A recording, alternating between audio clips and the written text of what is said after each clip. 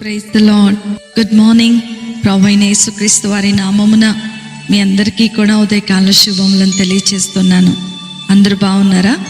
దేవుని కృప మీ మీద నిలిచి ఉండును గాక. నా ప్రియమైన దేవుని బిడ్డలారా, యేసుతో అనుదిన ఆత్మీయ ప్రయాణం నాతో పాటు కొనసాగిస్తున్నటువంటి నా ఆత్మీయమైన సహోదరులందరికీ కూడా ప్రభు పేరట శుభములను తెలియచేస్తూ ఉన్నాను. ఈ ఉదయకాల సమయము దేవుని మాటలో మనలను ఆదరిస్తుండగా దేవుని స్తోత్రాలు చెల్లిద్దాం, దేవుణ్ణి స్తుతిద్దాం. హల్లెలూయా. నేటి దినవాక్యము మీకా గ్రంథము 7వ అధ్యాయము 15వ వచనము. ఐగుప్తు దేశములో నుండి నీవు వచ్చినప్పుడు జరిగినట్లుగా నేను జనులకు అద్భుతములను కనపరుతును. హల్లెలూయా. నా ప్రియమైనటువంటి దేవుని బిడ్డలారా, ఈ యొక్క దినములో నీ జీవితంలో దేవుడు నీ పట్ల అద్భుతాన్ని జరిగించబోతున్నాడని ఈ వాక్య భాగము ద్వారా మనతో మాట్లాడుతూ ఉన్నాడు.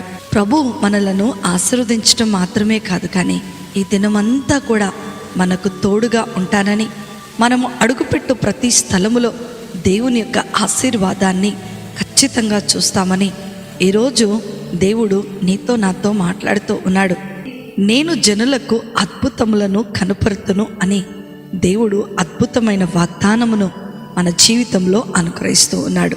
అవును, నా ప్రియమైన దేవుని బిడ్డలారా, సర్వశక్తిమంతుడైనటువంటి దేవుడు నిత్య రాజ్యమును విడిచి నీ కొరకు నా కొరకు దిగివచ్చి మనలను ఆనందపరిచే ఆశ్చర్యకరమైనటువంటి అద్భుతాలను మన పట్ల కనపరచబోతూ ఉన్నాడు. హల్లెలూయా.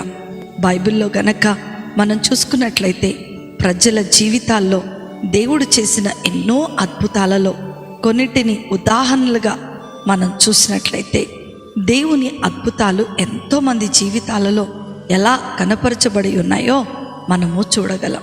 ఇజ్రాయేలు ప్రజలను బానిసత్వము నుండి విడిపించి సముద్రాన్ని 2 పాయలుగా చేసి ఆ మార్గము ద్వారా వారిని నడిపించిన మోషే పట్ల చేసిన అద్భుతాలను మనం చూడవచ్చు. అదే మార్కు సువార్త 5వ అధ్యాయములో చనిపోయినటువంటి యాయీరు కుమార్తెను తిరిగి లేపినటువంటి గొప్ప అద్భుతమును మనము చూడవచ్చు.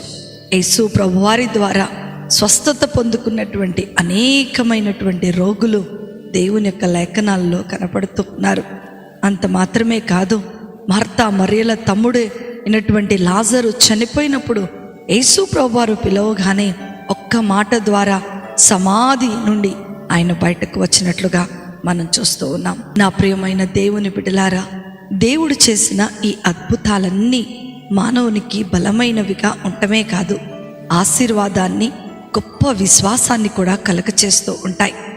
దేవుని శక్తి ఈ లోకంలో ఉన్న పరిస్థితులన్నిటికంటే కూడా చాలా గొప్పది అని, లెక్కలేనటువంటి అద్భుతాలను మన జీవితంలో చేయగలదని దేవుని యొక్క వాక్యము సెలవిస్తూ ఉంది.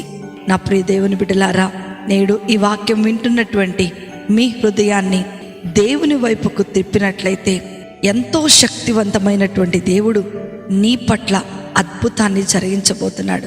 కాబట్టి నేడు ఈ వాక్యం వింటున్నటువంటి మీ హృదయాన్ని అద్భుతాలు కనపరిచేటువంటి దేవుని వైపుకు మాత్రమే తిప్పుదాం. మన సమయాన్ని దేవునితో గడుపుదాం. దేవుడిచ్చేటువంటి గొప్ప మేలులను పొందుకుందాం.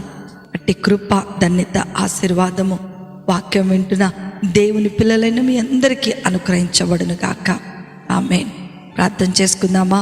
మమ్మలను మిక్కిలిగా ప్రేమించిన మా ప్రియ పరలోకపు తండ్రి యేసు స్వామి, ఘనమైన దేవా, మీకున్నతమైన శ్రేష్టమైన ఘనమైన నామమును బట్టి మీకు వందనాలు, స్తోత్రాలు చెల్లిస్తున్నాం. నాయనా, ఈ యొక్క ఉదయకాల సమయంలో మీరు చేస్తున్న ఈ గొప్ప వాగ్దానమును బట్టి మీకు వందనాలు. మీరు కనపరుస్తున్నటువంటి ఆశీర్వాదాలను బట్టి మీకు వందనాలు. మా జీవితంలో మిమ్ములను మాత్రమే ఆశ్రయించేటువంటి జీవితాలను మీరు మాకు అనుగ్రహించండి.